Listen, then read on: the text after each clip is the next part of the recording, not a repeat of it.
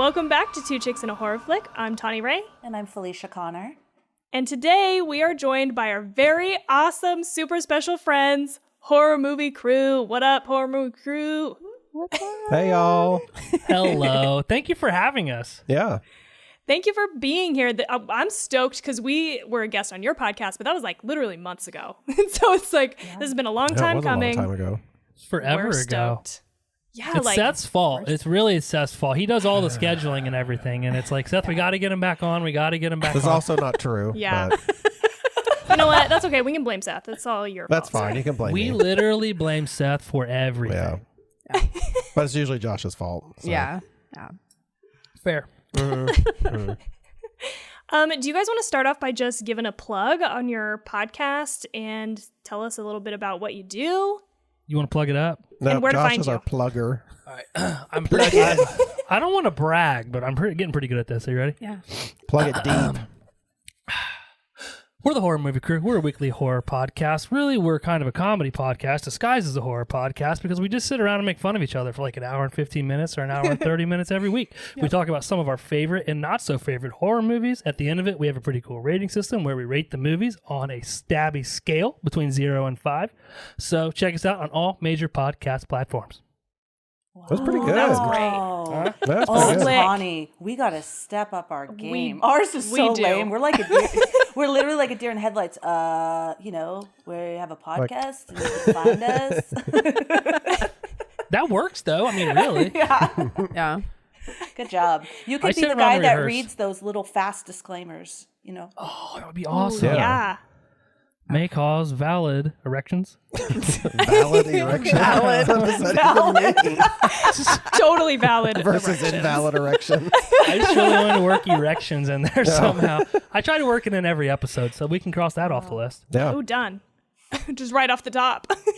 Awesome.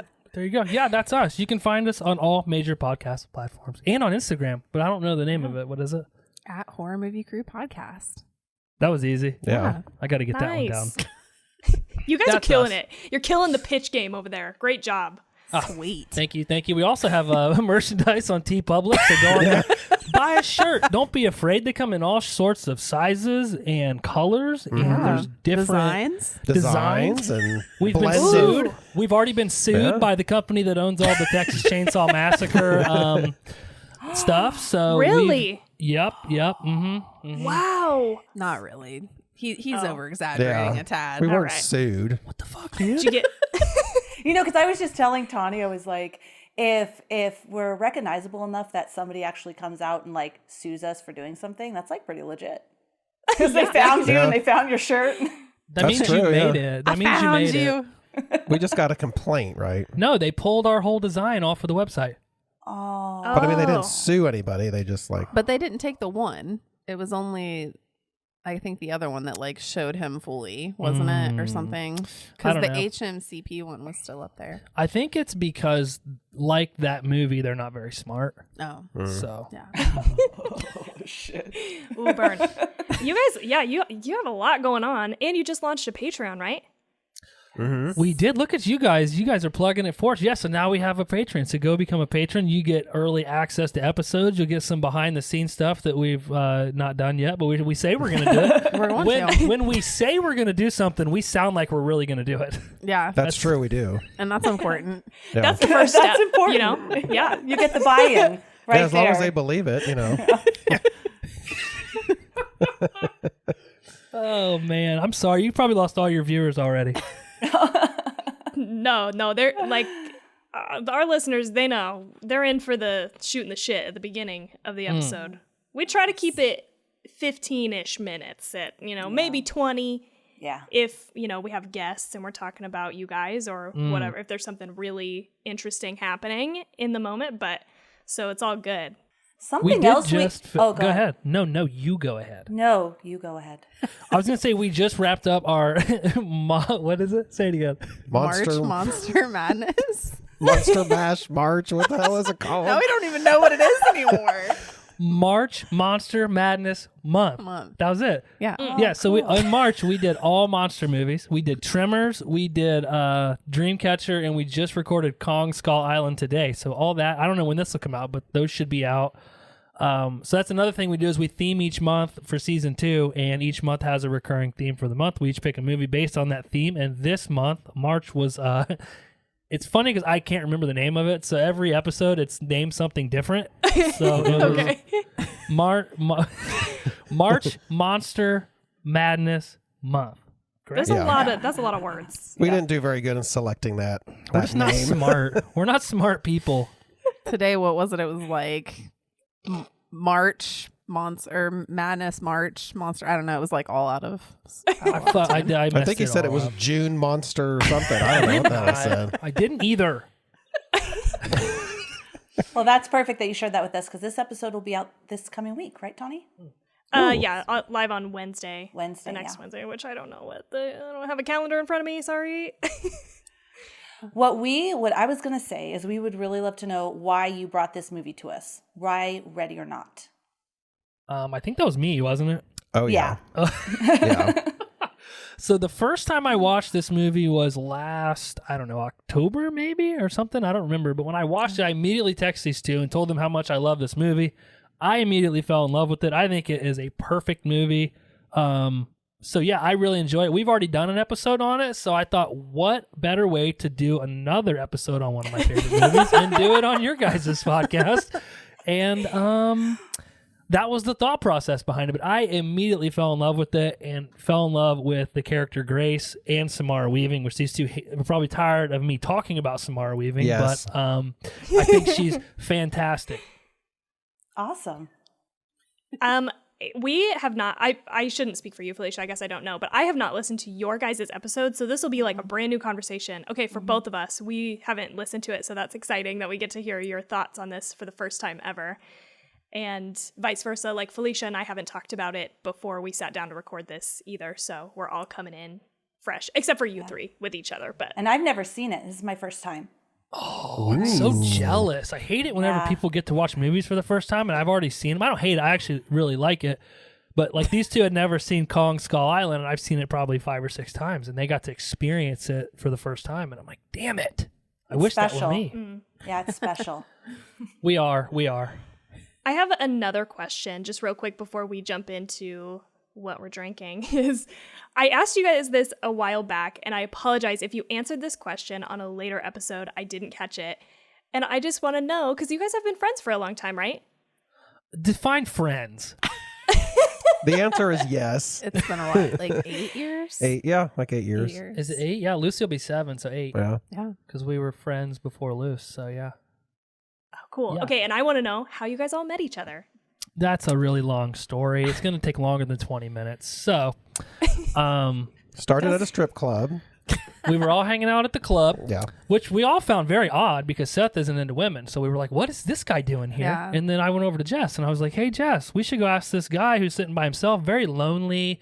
Nobody was talking to him. He kind of has that aura about him. So Jess and I walked over there and we were like, hey, sir, how are you? I'd love to see where you're going with this. We met at work. Okay, I was like, this seriously. I was like, I don't want to laugh in case this is true. And Seth was alone at this club, and so I don't want to laugh and make him feel bad, but I'm just not sure.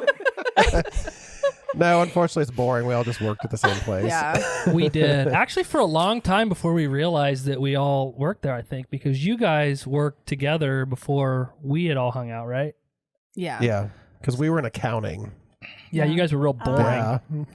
We had our own office. Yeah, we did. And we'd have like different music themed days. Mhm. Like we'd do the 80s one day and then the 90s another day. That's fun. That I was not included in that. I had my own little cubicle, Yeah. my cubicle outside of their office, and I had to hear them in there laughing and stuff, and it was annoying They would me see all him day. walk by like, who's this dumbass walking by? Somehow we became friends. I filed multiple complaints, noise complaints, because we're in a place of business. Okay, Yeah. you shouldn't be blaring music at that level. Blaring. It's ridiculous. Just a party in the office, apparently. And Josh was Yeah. like, It I was. want to be part of that party. That is what did. happened. It was actually me sitting alone at the bar by myself. And then Journey came on the jukebox, Yeah. and it's all history from there. Yeah. It's all great. Oh, that's cool. So yeah, we all worked together, and then I don't remember how we started hanging out, but then what'd you call it? The summer of What the hell did we call it? It was several like drunken weekends in a row. Yeah, we got drunk every weekend for like. It started years. with like Memorial Day, and then it was like It was like a couple months straight every Yeah. weekend. That's Yeah. true friendship right there. That's how that starts. It Oh, was, yeah. It was yeah. rough. We couldn't do that today. Somebody It would was- somebody would die today rough. if we did that again. Yeah. Yeah. So that was it. And then the podcast started because we got together and watch movies all the time. And I don't remember who, but we were like, well, we should I think we did start like a movie thing that happened once. It wasn't happened one time, and we were like, we should do a podcast. Yeah. And then we never really did the movie night thing. It It was like again. we were like starting a movie club where we would like pick a theme. It was something really nerdy. It was That's remember? what it was. Yeah. We were the horror movie club. Yeah. Well, we said that at first, and then we were like, horror movie crew sounds better. Let's do that. And we were going to get T-shirts made just for us. Like just to hang out and watch movies. That's so cool. Oh my god.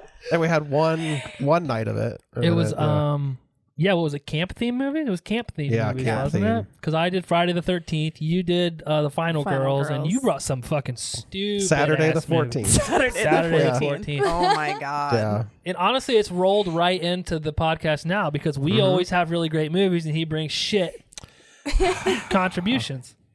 I don't know. What about Ginger Dead Man? I've Exactly. heard that Seth really hates that. Okay. It was terrible. That was me. Yeah. You guys should watch it though. It's not terrible. I mean, what was his name? Busey. What did I call him on the podcast? Nick Nick Nolte. Nolte. Nick Nolte does a great job in it. I mean, it's not his fault they had bad writing. True. Some of his lines in that movie were really good. That movie was a shot in the dark. Yeah, that was like, wow. Yeah. It was rough. It was rough, but we know, and we grew into this. Yeah. And honestly, if you go back and listen to, I love that you guys letting us talk about ourselves like this. We can just do this for an hour and a half if you guys want. Yeah. Somewhere around November, probably, I think, is when the episodes, in my opinion, started getting funnier. Yeah, we started to get more comfortable, I think. Yeah. Our We flow weren't as changed. rigid. Changed. We weren't as rigid. Yeah. They sat me down and they were like, Josh, you're being too rigid Yeah. with the podcast. You gotta let us flap our wings. You gotta let us fly. Flap them. So they started flapping, and here we are. So for anybody that's never listened to our podcast, start with the newest podcast and work your way backward. Do not start with the first one and work your way forward, because then you could go back and read some of the reviews we've gotten, because we get a lot of very, very interesting reviews. We get some colorful reviews. Yeah. A lot of people don't like us. I can't figure out why. Yeah, I don't We're very know. brash. Who doesn't know that Michael Myers mask? What was that? Oh, yeah. Was what's his name from Star Trek? Yeah. No, I can't think of his fucking name. William William Shatner. Shatner. Oh, William yeah. Shatner, yeah. Yeah, but yeah, that's didn't know that. That's how we started hanging out and started the podcast. That's super good story. I think that's true with honestly, any podcast or even YouTube channel, to start with the most recent, because even that, I know, but that YouTube channel I'm obsessed with called That Chapter, it's true crime. If I would have started with his earlier videos, he was very slow, and just the way the thing was paced, I probably wouldn't have caught on. Now I'm a patron. I love him. But I started with his most recent and went back. Yeah, I went back and listened to our first one. It's definitely very, like, we're very serious. We're not even very funny.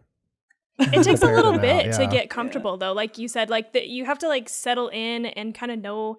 I don't know. Like you have to test some shit out and be like, I like this. I don't like this. Like this is fun. This makes it feel like work, right? Like you have to find those things that feel fun and like really lean into that. Yeah. For sure. I'm afraid to go back and listen to our early episodes. No, I know Tawny and I talked a lot about that, because we were like, who do we want to be and what do we want to put out there, you know? And so we are like, fuck it, we want to curse and we want to do this and we want to do that, and we need to make it our own and just go with it. Once we ditched the trivia, it was smooth sailing. Oh, the trivia. Oh yeah. Yeah, we're not gonna hit you guys with trivia. We'll I did the research for this one, and so like I'd looked up a little bit of information, but I don't have a ton, and I'm sure you guys did a little bit of research too. So feel free to just like interject as we talk about the movie itself. But yeah, that was speaking of fun. I felt like that was a really great segue into what's everybody drinking. Dude, Tawny, you're good at this. Ooh, you are really good. You are like the hostess with the She is. mostess. Right in there. I love how you guys color Yeah. coordinated too. Oh Yeah, shit, we did. We didn't plan that, but we both really like gray. Gray is Felicia's favorite color, so she's Yeah. wearing gray on gray, and I'm also wearing gray on gray. You I guys, like it. I love it. That's most of my wardrobe. yeah. Where did you Gray get and this black. shirt at? Like what? Usually it's gray. This is the Podcast on Elm Street shirt. Oh yeah, you want to give those idiots a plug? Go ahead. No, that's all I got. These Canadian fellers. Yep, they're our friends sometimes. But seriously, if you guys you really enjoy a good podcast and you've run out of those, you should go listen to a podcast on Elm Street. Yeah. They're great. No, they're not. We're vouching. I'm just kidding. They know I'm kidding. I'm Jess, drinking. Oh, Josh, you go first. Oh, Yeah, usually it's ladies first, Josh. oh wait. I am drinking a very smooth Dr. Pepper. Ooh, nice. Nice. A fountain Dr. A Pepper. fountain Dr. Pepper at that. Where'd you get it at? The best. Draft Dr. Pepper. I Yeah. got it from the Golden Arches. Yes. We just crushed some McDonald's in between episodes. This is like a marathon day for us of recording. Yeah. We're Awesome. nice and lubed up. Ooh. Well, thank you. Thank you for fitting us in. Oh, I thought I thought she was thanking you for the lubed up part. I was like, wow, That's what episode is this? Felicia, that is inappropriate. Sorry. All right. Josh, what are you drinking? As always, I have my ice cold Miller Lite Nice. every day. All day, every day. And Seth? Whoa. What is Got our that? Bay Bridge boxed wine over here. At first I thought that was milk. A carton. It's milk. They Yep. can't really see it, huh? Oh, The yeah. white blends out. Yeah, it's good. Looks good, man. Hell yeah. What kind of wine? It's a Merlot. Okay. A Merlot. Oh no, it's a Cabernet. A Cabernet. It's a Cabernet. Did you even look, or you just grabbed it and went? I just grabbed it and went. Like his men at the bar, he just grabs them and goes. Yeah. Mm-hmm. Don't even look. Just grab their arm. Let's go. What about you, lovely ladies? What are you guys sipping on? You want to go first? Sure. I am drinking an Irish coffee. I know I already told you guys about this, but I love it. It has Screwball peanut butter whiskey and coffee and Bailey's and, well, it had whipped cream when I first made it, and it's good. And that is gone. The whipped cream. Oh, yeah, it's gone. It's gone pretty quick. How about you, Tawny? I've just been sticking to whiskey and ginger ale. Like that's just been my go-to with some Zevia ginger ale because it's sweetened with stevia, which is great. Not any more sugar. So that's what I got going on. Nice. I've never had stevia soda. I think they make their own soda. Do they? I think so. Wow. Zevia. Zevia. See, there you go. It even makes sense. Yeah. Yeah. Why are you It's looking at good. me like I'm some kind of weird soda critic or something? So what kind of whiskey are you drinking? Buffalo Trace has been my go-to whiskey. I've become brand loyal to them. Oh. Oh, shoot. It's very good. Tawny, I'm telling you, my husband turned her on to that whiskey, huh? Yeah. And that whiskey, neat, that documentary, it's all about Buffalo Trace. So Yeah, I still need to watch that. love It's on it, my you're gonna list, love but yeah. I All think right. Buffalo Trace makes that benchmark number 8 shit we drank that one time. We got Oh, remember when really? we were painting and we got Oh real drunk. yeah. Benchmark number 8. So Seth, I don't know if you guys are sick of me telling stories or not, but I'll tell stories the whole time we're on here. So one time, my I wife definitely want to hear this one. Keep going. Okay, my wife tasked Seth and I with painting our living room, and she took. Did I have kids yet? I think you had one at least. So we had Luce, and she took Luce out to my mom's house, and she was supposed to come back and pick us up to take us back to my mom's house for dinner after we painted the living room. Well, like most evenings when we're hanging out, we decided to get into the whiskey, and by the time Abby got back to pick us up, we were so drunk that she was like mad at us because my living room ceilings were really tall. So we were on like ladders and like I can't imagine that paint job was done very well. I'm sure it was bad. This is giving me anxiety just thinking about it. But yeah, she was so mad at us that she ended up coming back, seeing the state we were in, and then leaving us and didn't even take us back for dinner. Yeah, she's pissed. So, but it was benchmark number 8 is what I was drinking. Or was you drinking that too? Yeah, it was gross.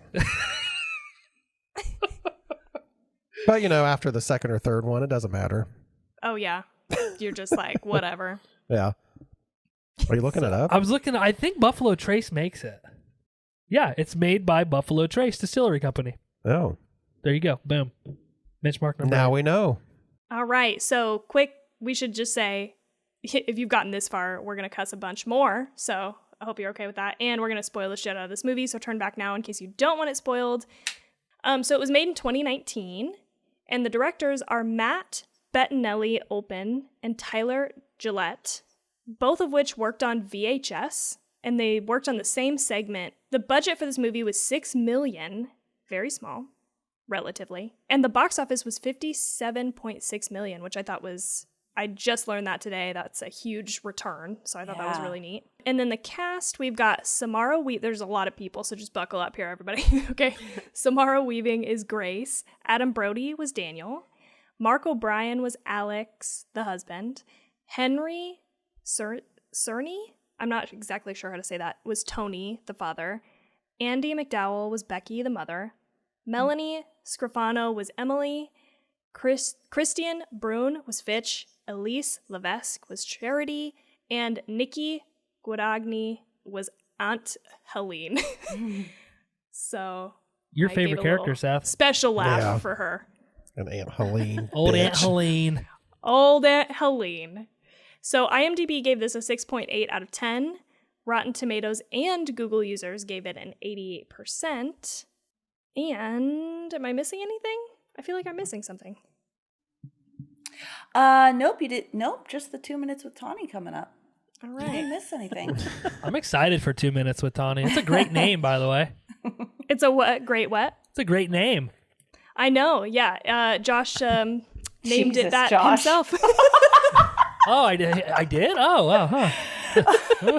To be fair, I think it was a group. I think we threw that out and you were like, that's great, or something. I wasn't part of that conversation. So Sounds I like a just wanna Glory say- Barn special.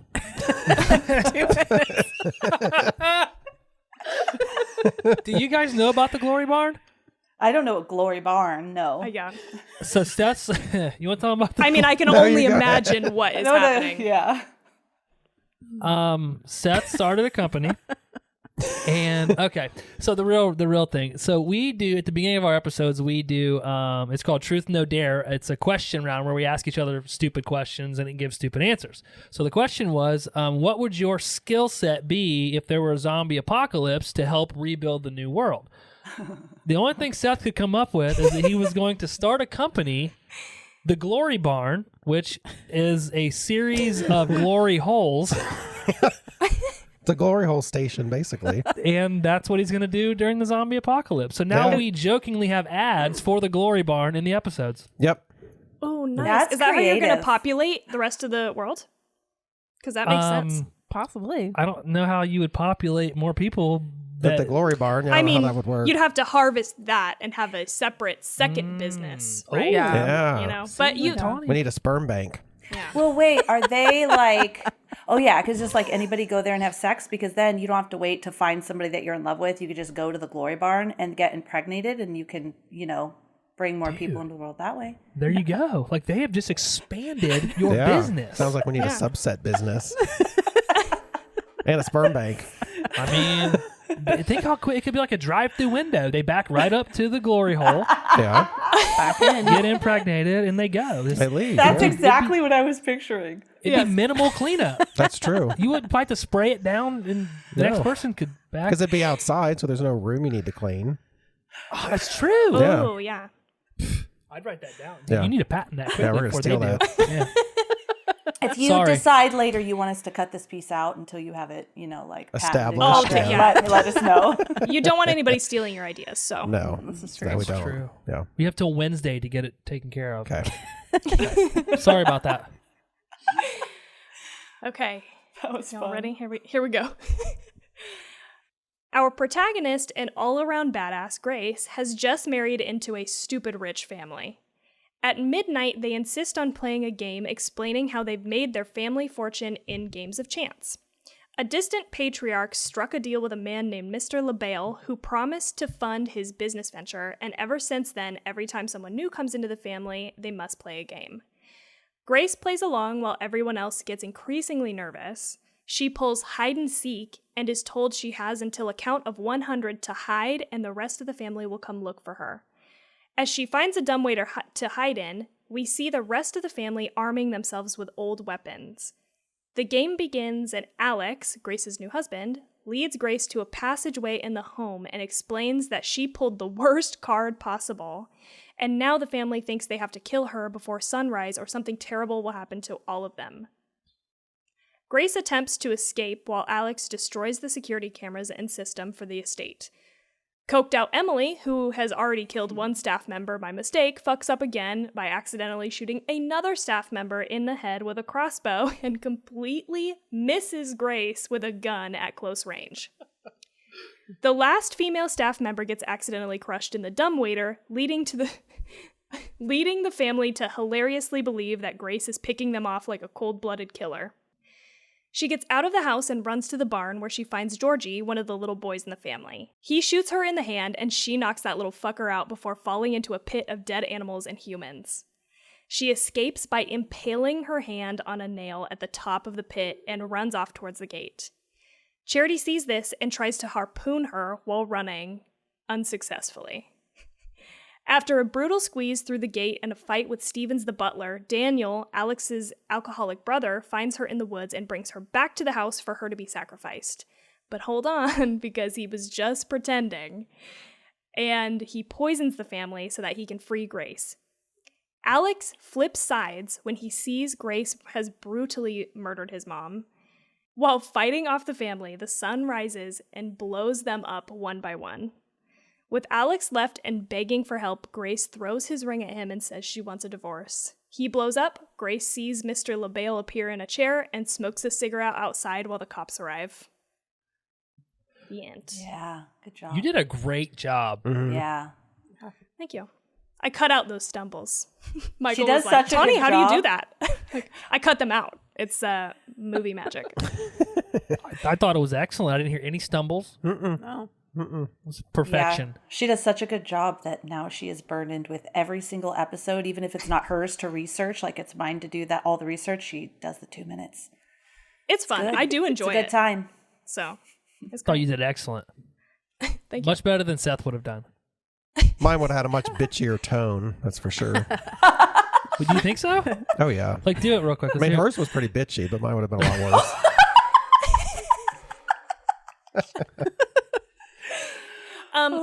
I know that you guys brought this, but I feel like we should ask Felicia first because she's the one who hasn't seen this movie. How do you guys feel Yeah. about that? Starting with her? Yeah. Yeah. Oh, shit. I am All ready right. for this. I am ready. She's ready. I was hoping you would ask me first. Because All right. I don't know how everyone else feels. All right. So, this movie, I loved this movie. I was so pleasantly surprised with this movie. I have my notes on why I loved it. Okay, so first of all, I thought the acting was great. Number one, I love Grace. She's not only stunning, she is such a fucking awesome badass. And I found when I was watching the movie, she was very believable in all her reactions. So first, like, everything. Her acting was really good. And then what she was doing. Like, I wrote down yes to the dress when she ripped that shit and put on Converse. I'm like, yes, like this was awesome. And then just everything she did, I didn't find that I was going, come on already, just run. Like I watched, last night, my daughter loves shark movies. We watched The Reef. And halfway through, I'm like, fucking can the shark just eat them? Because I was so irritated, you know, like just fucking come on already. This, I didn't find myself doing that at all. So loved her. I fucking love Adam Brody. That's the end of that statement. I just love him. And I thought he was excellent. And I loved I thought everybody was really good. One of my favorite scenes, and this is going to, well, especially if you guys didn't like this movie. Well, I think Josh likes it, but it gives me cold chills to think about it, was when she picked her card and everybody just like all the tension, like every actor was doing so good. And then when she was like, it's, you know, hide and seek and they pan around, everybody, it was just so realistic. I loved it. And I also loved how, because Tawny and I was talking about this on The Wicker Man, how it did switch at the end and there was actually a curse. Because the Wicker Man, we were talking about, oh, it'd be really great if after they sacrificed him, there was a bountiful harvest. You know, like everyone always thinks, curses aren't real and this is bullshit and all of that. So the fact that it was a real thing, I thought that was awesome. And oh my God, did I say everything I wanted to say? Yes. Oh, also one last thing. There were things, and we'll talk about it later, where at first I was like, well, I wish they would have done this. But then after thinking a little bit longer, I'm like, no, you know what? That decision made sense and just made me love it more. That's how I feel. Awesome. Okay. I mean, Josh, we know how you feel about it. So, Jess, do you want to go next? Sure. No, I we mean, don't we'll need to get hear to him you, talk. Josh. We'll get to you. Oh no, I'll take the day off. Thanks. Yeah, we can skip him. Mine's a lot of the same. I love Adam Brody. So he was like my favorite, and I love how his character ended up throughout the movie. You kind of weren't sure at the start, like whose side he was on a little bit, but then he's just fucking awesome. He's good. Grace is awesome in this. Well, Samara Weaving. Josh talks about her every podcast. So All the time. All the Constantly. But yeah, the casting in this movie was like just ridiculous, off the charts, good chemistry, and I love that. That was like one of my favorite things about it. Did not see the ending coming at all. Like, Yeah. I had no idea. Didn't think it was going to be a curse type thing at all. So I was completely thrown when they're just fucking burst. Exploding. Like craziness. Yeah, all of it. Like, just I was completely surprised. I'm so shocked that it didn't get ruined for me before I watched it, because I mean it was out for a little bit before we did the episode on it, and I never knew. Yeah, like that's I'd what not really happened. known anything about it until Josh said something, and I was like, Yeah. oh, how did we not hear about this? Yeah. Yeah, it did seem to like fly under the radar. Like I know that people now seem to really like it and talk about it a lot, but when it came out, I agree. I didn't end up watching it until like way afterwards. I think I rented it, on Amazon or whatever, but Yeah. it had been out for a while. Yeah, that was one of those where I remember seeing the preview and I was like, ooh, I really want to see that. And then for whatever reason, I just didn't end up watching it until we did an episode. And I'm like, damn, that was awesome. Like, why did I wait so long? Because it was in the theaters, wasn't it? Yeah. They got released, yeah. I don't know why we missed it. I didn't watch it in the theaters either. I don't know why. I just watched it one night on HBO and I was like, oh, this movie is great. I think I was texting you while I was watching it. Like, this movie is fucking fantastic. Oh, Samara. Exactly. Yeah. That's all it was. That's what I said, yeah. Samara Weaving. I didn't realize she was Australian until today. And Oh, I she's don't think I knew that. very pretty girl. She is. Yeah. She does like I would have never guessed that she was Australian. Like the accent, the American accent is like you just would I never know. know. Mm-mm. It's amazing. Same in The Babysitter. You can't tell that she's Australian. Yeah, she's really good in that too. I just watched those last week. Mm. Have you guys seen those? I have. They're Yeah, just they're called good. The Babysitter. Mm-hmm. It's Yeah. on Netflix. Netflix movie. There's two of them. Seth tried to watch the second one first. Well, it's the first one that popped up on my list. Seth, how did you feel about this movie? I really like this movie. Like we were talking about, we had not heard of it. I mean, Josh had. So I really enjoyed it. Did you see Knives Out? Yeah. Like it's kind of that type of movie, but it like takes it another level. Like it obviously is more gory, Yeah. more like horror than like whodunit. I just thought it was really good. The pace was good. The cast was great. I was not expecting what happened at the end at all. I thought, okay, there's no curse. It's all bullshit. And then it was like when they exploded, I was like, oh shit. Fucking awesome. Yeah. And I too am an Adam Brody fan all the way back to the OC days. Yes, the OC. Yes. Loved that show. Mhm. Me too. I think Yeah. I had it on like DVD. No, I want to watch it, but yeah, this was a really, really great movie. Josh, Yeah. how did you feel? I mean, obviously we know you loved it, but tell us why. It was okay. No, I loved the movie. Again, the first time I watched, I immediately fell in love with it. And I think it was because of the character Grace, obviously. But beyond that, and I've seen it a bunch more times since the first time I watched it, obviously. Because if I don't have anything to watch, I'll just throw it on. Even if I don't watch the whole thing, I'll just put it on because I think it's so entertaining. But what I really like about it is that there's no boring characters in the entire cast of characters. Like, not even just the acting, but the writing for the characters. Like, even the characters that really don't matter, like Fitch, he's still an interesting character. Like, when he's texting in the bathroom, like, what's up, dog? Family shit. Yeah. Family shit. Right? Well, and they're like all kind of funny too. They all like, I don't know, Yeah. they just work well together. It's really Yeah. well written. And honestly, you know what? The reason I did watch it is because it was around the time they announced that these guys were the ones doing the new Scream movie. So that's why I was like, well, I want to see what I'm in for, because I'm a humongous Scream fanboy. So I'm like, I'm going to check this out, see if they're going to fuck up the franchise or not. And it was so great watching it, and because I fell in love with it, and it's like, okay, now I feel like Scream is in good hands. It's Wes Craven's obviously not doing the next installment, but yeah, I mean, all the characters are all interesting. None of the storylines are boring. It keeps you engaged, and I also like the character transformation of Grace from the beginning of the movie, where you find out she's like this orphan who doesn't have a family. All she wants is a family, but Alex, comes from this family that he can't stand. So the dynamic there is so believable, because all she wants is this set in stone family, whereas he's tried to get away from his family. And then you just see her transformation throughout the movie, where she becomes, at the end of the movie, her acting in the last 5 minutes is fantastic. I mean, it's that scream, that freaking goat. Remember, we talked we probably talked for 20 minutes about her goat scream on our podcast, but yeah, no, she steals the show. But again, it's just the whole storyline is just so interesting, and the things that happen to her, and you just see that these people are terrible people. Like, even at the beginning of it, where you see that, like, they don't really want her to pull. Like, I don't think anybody in that room wanted her to pull that card. Because, like you guys were talking about, when it pans around the room and it shows that she pulled the card, everybody is like, oh, shit. Except for her. She's like, let's toast Mr. LaBelle. Yeah. It's like, oh, yay, hide and seek. So I don't know. Again, I think that there's nothing bad about this movie. Everything's great, and and the other thing we talked about quite a bit was the music in it, and then even the way it's shot. It's just filmed beautifully. Yeah. Yeah.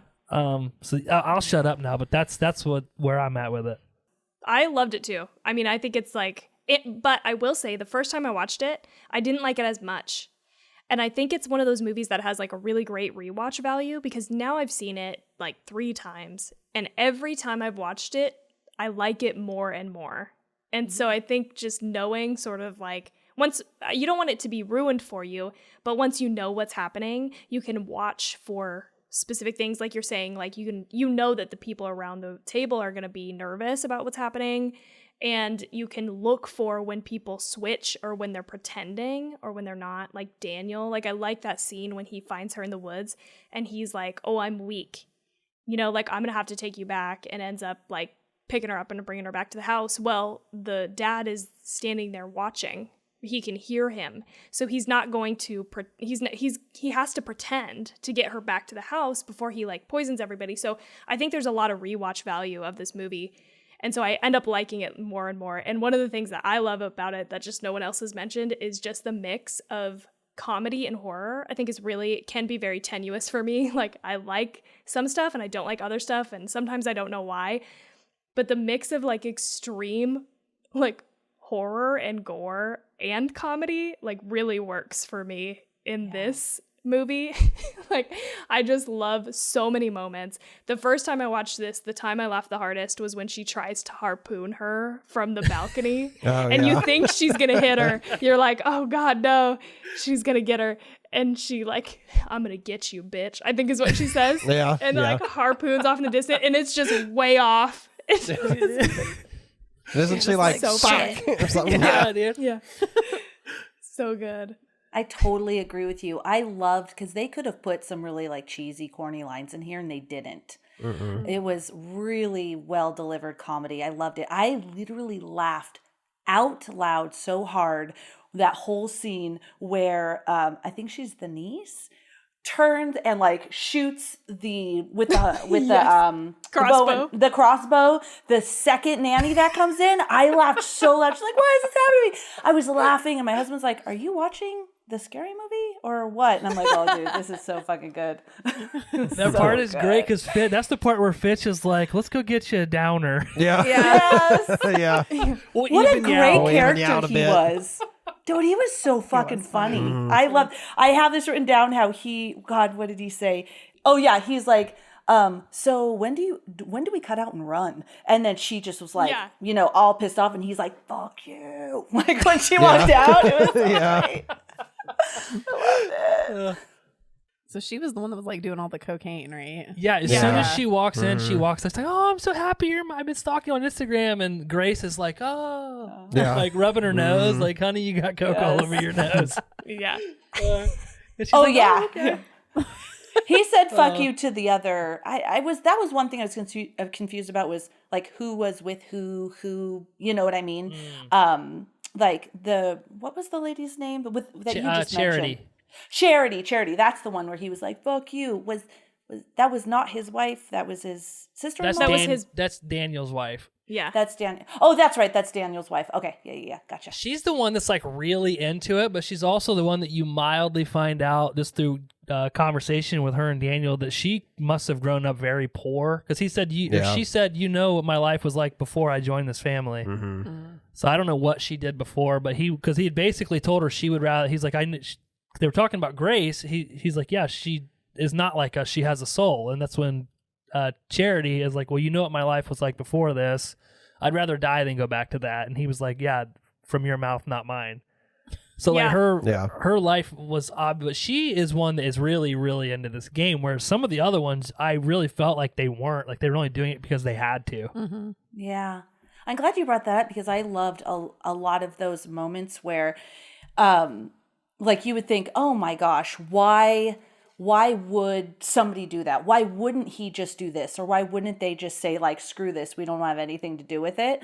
Yeah. But if you think like that moment where she says that, it gets you, she doesn't say much more, but it gets you thinking like, well, geez, things could be really, really bad, to where it would be like she would say, fuck it, I'm going to do this. It made it very believable. And there was another piece too, because if you think about why is this whole family going along with it? And it's that whole what if aspect of what if the curse is real, which, by the way, not to get too serious, but all religion is based on, right? What if that is the outcome if I don't do this? So it's very believable that people might just go along with it, you know? Right. Mm-hmm. Well, the other thing to remember is that until now, this hadn't happened for 30 years. So like Alex, Daniel, the sisters, the only ones that had really lived or probably remembered all of that happening was the mom, the dad, Aunt Helene, obviously, because it was her husband in the beginning of the movie. Right.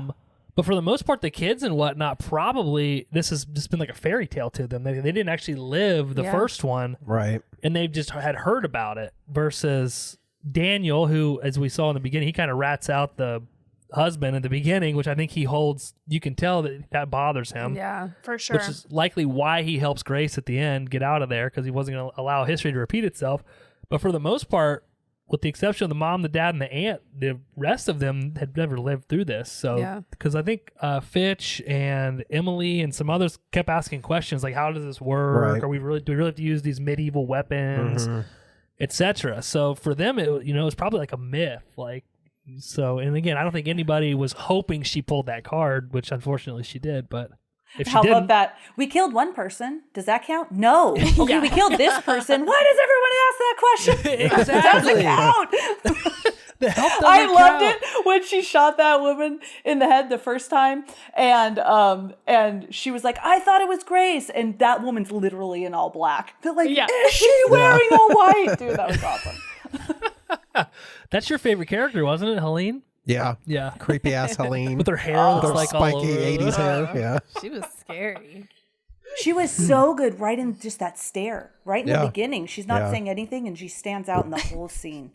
I felt like Helene was maybe a little over the top. That's like my one gripe. That's my one gripe with this movie. I wish they had like reeled her in just 10%, because it was just a little too much. Everybody else felt super realistic to me. Like I was like, oh, Daniel, like, right, like you just mentioned, Josh, Daniel is the one who ratted out the guy running in the first time this happened 30 years ago, and he still carries that guilt, and that's why he probably drinks, right? And why he's like, oh, I can't serve you up. Like, I'm not going to be the one to serve you up. That felt very like deep to me. And then you've got Helene, which she has a backstory too, but I just felt like they took her and they turned her up to fucking 12. And it was like too much. I wish they had just dialed her back a little bit. But she does have some very, very funny moments. Yeah, I love Helene. I think she's freaking She's hilarious. funny. Probably my favorite is the one where Emily does shoot the maid with the fucking crossbow, and Helene's like trying to give this like serious like motivational speech to everybody to get their shit together, and the fucking lady starts gurgling. Yeah. She's like, oh, she grabs that fucking battle axe and like she's chops like- her head off, Yeah. and Daniel's like, what the fuck? Freaking psycho. Oh, shit. Yeah. I did like how they all had to use these like, because in the beginning of the movie, the first time I watched this, I felt like, oh no, oh my God, like these people are going to hunt her down. And you kind of almost still feel like, oh, this happens like every time. These people are experienced, And so you immediately start to realize as they're going through and finding her, like, oh, they don't know any fucking thing that they're doing. Like, they can't fire these weapons. They have no idea how to work them. And that was like ultra funny. It was a great idea that I feel like nobody's ever touched on. Like, they're like, oh, sorry, I'm a little bit rusty. Or do we really have to use these like archaic ass weapons? Like, I brought a gun in my purse. Like, I thought that was Right. so funny. And then you got Fitch in the bathroom Googling how to use his crossbow. He's Oh, like, yeah. It's like watching YouTube videos on how to do that. That is so good. Yeah. And even to that, a lot of, and that rings true in a lot of different things today that are based on like older rules and rituals and the way things were in the past. Because even when they were like, I loved this conversation, let's use the cameras. And they're like, because that's the 20th century. We can't say that's not, because there were no cameras back then. And they're all like trying to talk themselves into, it would totally be okay to use the cameras today. Yes. I love that whole conversation. and then he says, at least you're not making us wear the masks. And he was like, oh, that was a dad thing. Oh, yeah. I forgot about the masks. Yes. Who was she, Grace? Who was she yelling at when at one point she was like, you little fucker or something? That's the little kid that The shoots her in little the kid in hand. the Okay. Yeah, That was like one of my favorite We should parts. talk about the nail I in the fucking laughed hand. so hard. Oh, let's go to the nail in the hand. Ugh. Let's do it. Did you guys know, actually, you probably already knew this because you already did a podcast, but for Felicia, who doesn't know probably, that was actually CGI. So Oh, was Oh. this said the nail that goes through her hand is CG, and they were worried about selling it. Like, they were worried that it wouldn't make the cut until they watched her performance. And 1000%, I would have never guessed that was fake, because it is gross. I mean, in the best way, right? Yeah. Like, she sells that shit. It's so Oh, gross. yeah. Gotta be so, that part where she's like, I didn't know that it was CGI. It looks real. I thought it was like a prosthetic, that they like did something. Yeah, that's what I figured. Could you imagine that you just got shot in the hand? Yeah. Oh. And the only way to get out, and they did a very good job of foreshadowing, because whenever she falls and the ladder breaks, the only You thing see you it. see is that nail sticking Yep. up. Yep. Oh, God. And could you imagine that's the only way you can get yourself up is to just stick your fucking hand? But I guess in that situation, I guess that's what you would do. It's all Or you just- got, right? give Like, up. I Or just like give that up, she did yeah. it.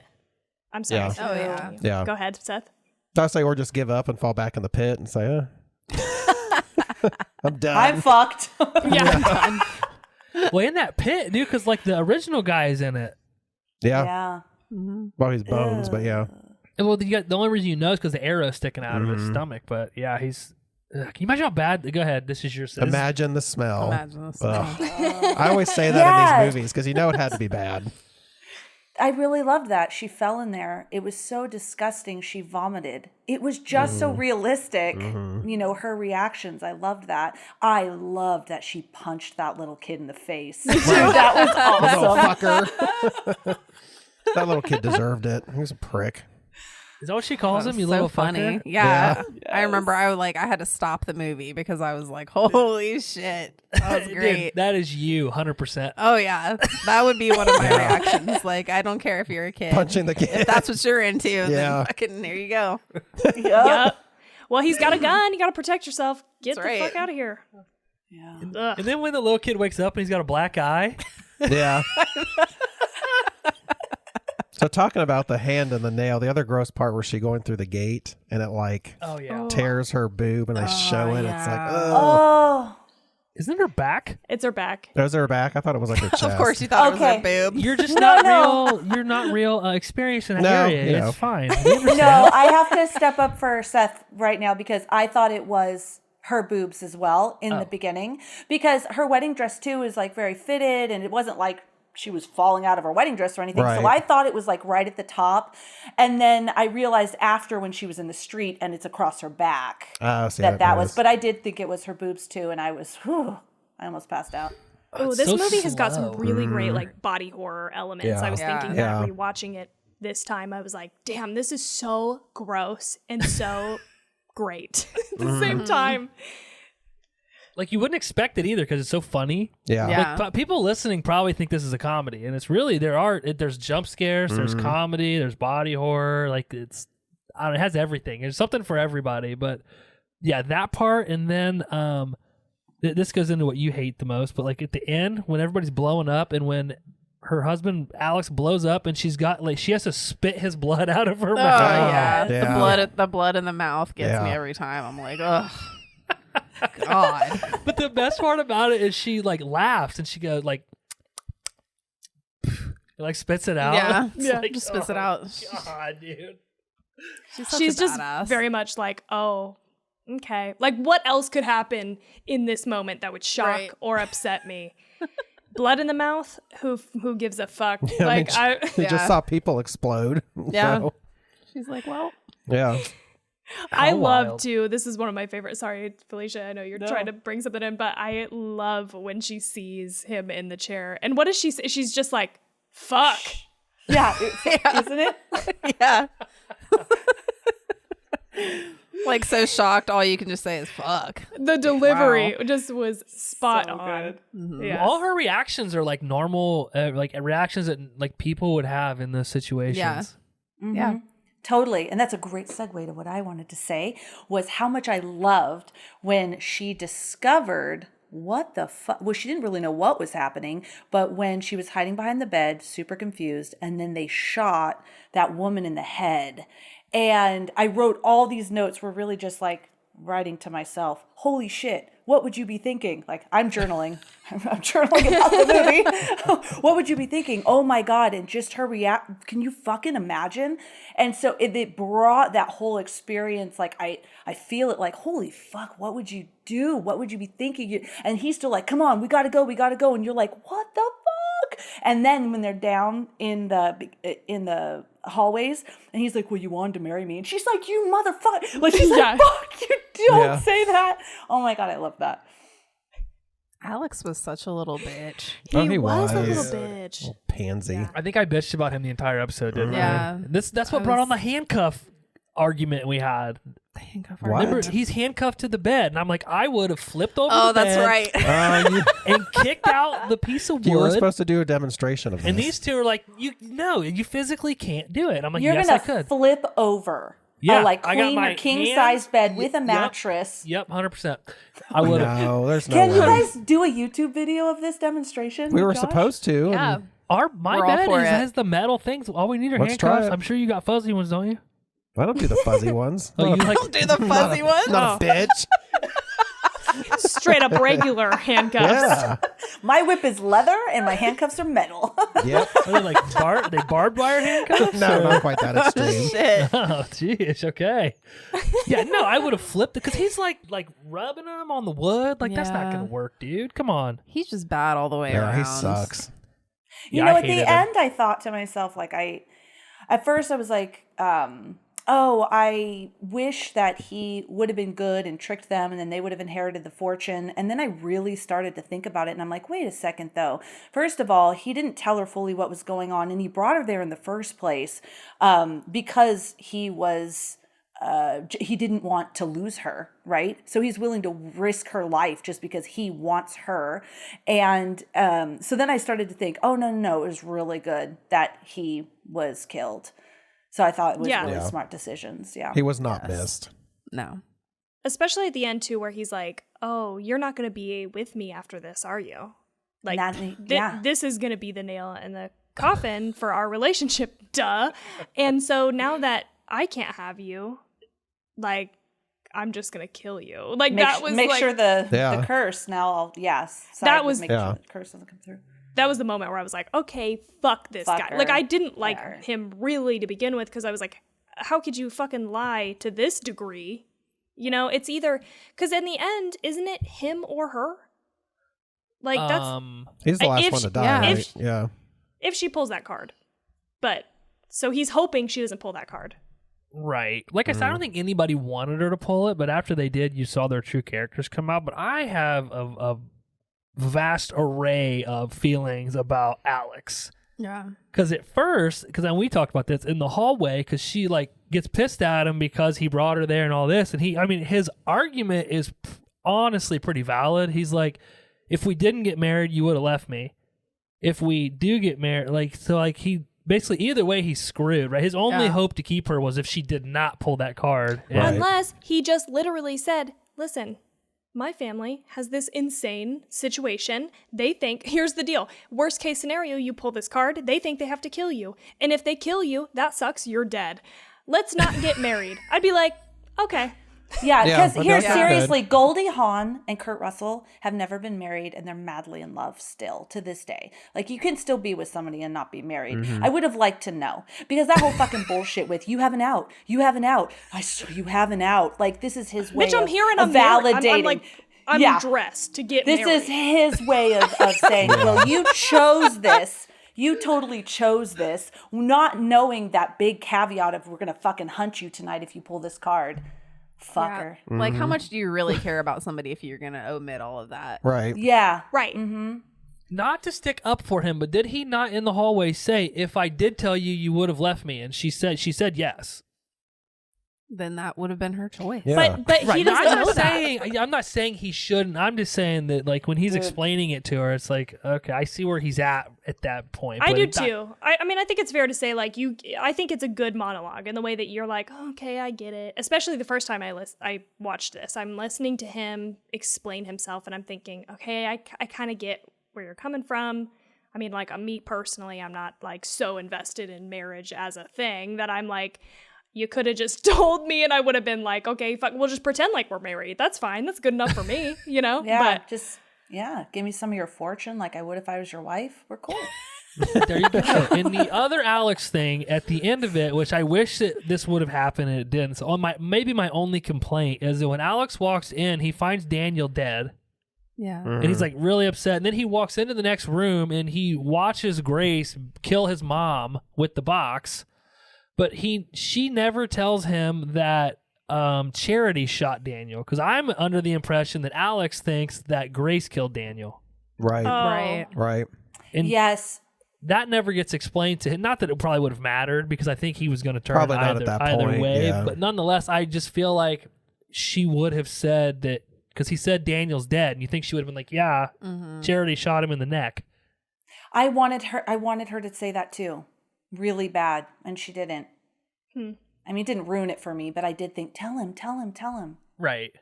But I think watching his mom's face get bashed with the box is probably what did it that for him. probably pushed him over the edge. Daniel didn't even occur to me. I just thought, oh yeah, this was too brutal for him, and watching his mom get killed. I loved her as a character too. I thought she really was, in the very tiny amount of dialogue that she had, like, you got a lot from her. Like, yeah, she was really great.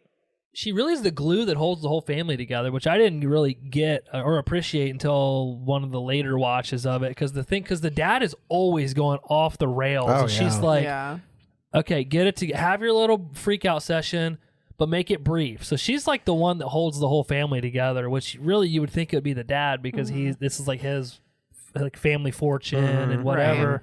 And the mom even gives Grace like a pep talk at the beginning, because I think the mom really wants them to get married and does not want her to pull the card, because she thinks that Grace will because Grace wants a family, that she would bring Alex back into the family. Right. So I really think the mom is rooting for Grace to succeed. But yeah, you can see through the whole thing that she's always the one like kind of trying to get the family to get their shit together so they can figure out what's going on, because the dad flies off the handle like 2 or 3 times. Oh yeah. Yeah. Yeah. I wish that Grace would have escaped with Adam Brody. Yes, me too. Same. I feel like their chemistry was better than her and Yeah. Alex. Like, Yeah. Yeah. They would have had beautiful babies, and in the movie, that's what I wish. You know what I read about Adam Brody, just his character, is that there was supposed to be a scene where he continued to drink while they were prepping for the sacrifice ritual. And he suggested, I think on set, he was like, I think we should do a take where I'm sobering up. And I don't even think I picked up on this, but this would be another good rewatch thing. Going back and rewatching it, at that point, he has probably decided, I'm going to help her escape, right? I've poisoned the whatever's going around, the chalice or whatever. I've poisoned this and I'm going to help her escape. So he has to sober up and to be able to help her. And that's the one that they ended up using. And I just thought that was again, I think Adam Brody, again, I didn't read much about other people and how they talked about acting their character, but he seemed to really give a lot of thought to what would I be doing in each given moment? How am I feeling as a character? And so in that moment, he's like, even though he's a drunk, he's like, I got to sober up because I got to help her. Yeah, I think you see his character change the most, because he in that speech in the woods that he gives her when he obviously knows his dad is behind him, but he says, if anyone were going to help you, it would have been Alex. He's the good one. And I think at that moment, he knows he's going to help her, but I don't know that, obviously nobody else did, but I think he had already known at that point that he was going to help her, but he couldn't because the dad was watching, obviously. Mm-hmm. And I also love the line where Grace is like, did you kill them? And he's like, no, I just gave him a nip. They'll just shit weird for a week. Yeah. Clearly not enough poison, though. No. Right. Yeah. I don't think he wanted to kill him. No, but they weren't out of commission very long. That kind of annoyed me. That's true. Do you think that was goat's blood they were drinking? For real? Or Well, they puke up. It's obviously blood. Right. I thought it was their blood. That's what I thought. Their Oh, so blood? I thought they were drink, because whatever they're drinking's gross, because Fitch is like, ugh. So Wasn't I thought that great? Just that small thing with that character. Just when he takes it and he's like, and passes it. God, those little things just, sorry, go ahead. So you thought that was their blood they puked up? I was thinking, but I don't know now. Yeah, that's what I Oh, thought. see, I thought that was goat's blood or something they were drinking. I didn't think it was theirs. I thought that the hydrochloric acid just made them puke. So they bled in a cup and drank it, or they're puking? What? I don't think they even showed it. I think they were just drinking out of this cup, and we didn't really see what was in there, right? Right. Yeah, right. You don't know what it doesn't ever say what's in there, but I just thought at the quantity of blood they were puking up, I would have I thought that whatever they drank, they were just puking it back up. But maybe not. I don't know. No, I'm not sure. I just assumed it was the poison or whatever, and that was scrambling up their insides, and they were puking it out. I thought so too. So I'm with Seth. I thought they were gonna die for sure. I was like, oh shit, this is some very serious poison. And so then when he's like, oh, they're just gonna shit weird for a week, I was like, really? Because they seem like they're gonna die. Seem pretty violent. I really wonder what she's going to tell the police that happened. Yeah. That she's not going to go to jail. She does. She says, Right. in-laws. In-laws. Well, that whole scene is great too, with her walking through the fire at the end while Here Comes the Bride plays, and she's walking through that fire and smoke as she's walking out of the house. That's also fantastic. But how would you explain it? All the people are gone, and there's just That'd be blood a everywhere. sit-down fucking conversation for a while. Yeah, everybody's Here's what exploded. happened. They're not okay. I watch a lot of true crime. They're not going to believe you that the thing. They're going to think you exploded them and burned down the house. Maybe you're being tortured though, so it could be self-defense. But I just wonder. I would like just a little short. You know how Disney, Pixar does those little shorts. I'd like a little short on the interrogation for this at the police station. Animated and cute. No, it could be real actors or animated, whatever. I just want that. I like animated and cute. Yeah. Me too. It really juxtapose. Is that Juxtapose. It really juxtaposed the gory nature of what ended up That was happening. way up here. I can't even. I Juxtapose. don't even know how many syllables are in that word. Clap it out. Clap it out. Juxtapose. 3? 3. Good Nailed job. Yay. I knew I had something. I was gonna say the scene in the barn with Emily and Daniel, where he's like, they're throwing these bodies down that goat pit. Oh yeah. And it should be like awkward, but they're just like chucking the bodies down. It's like He, having a conversation. Just another day. He Yeah. grabs the head with the arrow hanging out of it, and he's like looking at it, he throws it, and he's like, we all deserve to die. And she like looks at him, and she looks sad, and she's like, well, my kids don't. And then me as a parent, I'm like, oh, that's true. These kids are like, even though they were little fucking idiots at the beginning, I'm like, well, that is kind of true. And then like the kid wakes up, Georgie is his name, I think. He wakes up and she walks over there and he's like, I followed that girl down here and I shot her. And he's like, why would you do that? And he's like, what's what everybody else was doing? And Emily's like, I am so proud of you, and hugs him. And like the kid smiles, and you can see in Daniel's head. I think that is when he was like, this whole family is fucked. Yeah. And See, think- I thought the opposite. I thought, oh, this is when he starts to realize it's not their fault and they shouldn't die because of what we have set up for them. So I think that was a really good scene because it could be read either way. Like either we all deserve to die or not all of us deserve to die. Maybe all of us adults, because we can like reason what's happening and this is absolutely the wrong thing to be doing. But the children don't know and they are going to die also. And do I really want my nephews to die? No. And so when the scene happens, of course, the first time you watch this out in the woods, you think, oh, he's on the family side. He's not going to let them die. I can probably almost guarantee that if I brought up TT, who is my 7-year-old, if I brought her up with this tradition, she would probably participate to make me proud. I'm just letting you know. I'm thinking this would happen. And, but that's their, that's just what they think is supposed to happen. And every single person they look up to is fully invested in this. All of their grandparents, their parents, everybody. So, yeah, he probably doesn't deserve to die, but they need a lot of counseling. But yeah. Yeah, a lot of counseling. Well, and that's why I think that is the scene where for Daniel's character, Adam Brody's character, is where it does flip. Because I think he sees, and again, he was the one at the beginning of the movie that ratted out or told them where the husband was at, and he's basically the reason that guy died. That's how they caught him. So I think that him watching that, he's basically that little boy, Georgie, in that scene, and I think he reads it as, if I don't stop this, it's just going to keep happening. It's going to be recurring, and I don't want him to have to live with what I've lived with the last 30 years. And then there's a comment he makes to Grace at the end, because she's like, I knew you would help me, and he said, well, somebody had to burn it all down. So I think that scene, his comment, fucking nasty, dude. Seth's over here burping in my ear, sorry. I think that comment mixed with what happened in that scene, that's what led to that comment. That's why I think that is the turning point in the movie where he is like, yeah, I have to be the one that stops this. Yeah, I really liked his development too, because you just mentioned how he said someone had to burn it all down. And right before that, he said, I didn't. She's like, I knew you'd help me. He's like, I didn't. But someone had to burn it all down. God, I love him. Same.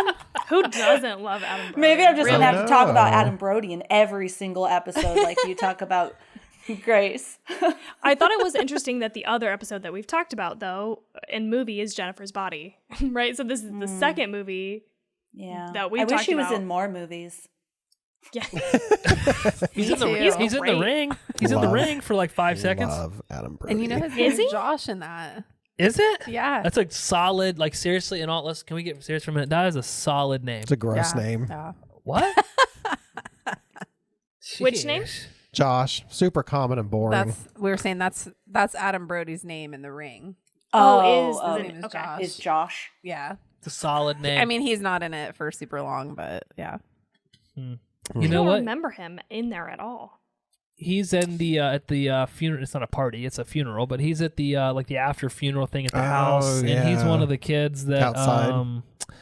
Yes, Yeah. he's one of the kids that Rachel talks to when she's trying to figure out what happened. He's kind of the one that tells her what happened, isn't he? Yeah. He tells her about the tape and Yeah. whatnot. Yeah, we watched this tape. He's like real serious. Like, yeah, Was that his line? Just in the Yeah. movie? Yeah. We watched this tape. We watched this tape, and that was it. He just walks off. It is. That was awesome.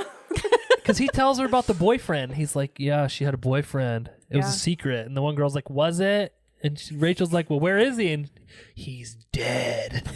It's like, oh, okay. Yeah. Adrian Brody or Adam Brody. Adrian Brody. Totally different dude. I wonder if they're related. They're not actually. I looked it up. Oh, okay. I accidentally hashtagged Adrian Brody in our Ring episode. Somebody called my ass out, dude. Oh, It's Adam Brody. I'm like, is it? they're like, yeah. Is it? Is it Emily Loves Horror 447? Like, get out of here. Nobody cares what you think.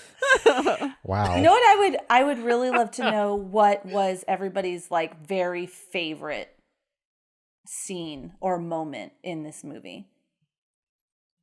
Mine was for sure when he hits her in the hand or whatever. Is it in the arm with the arrow?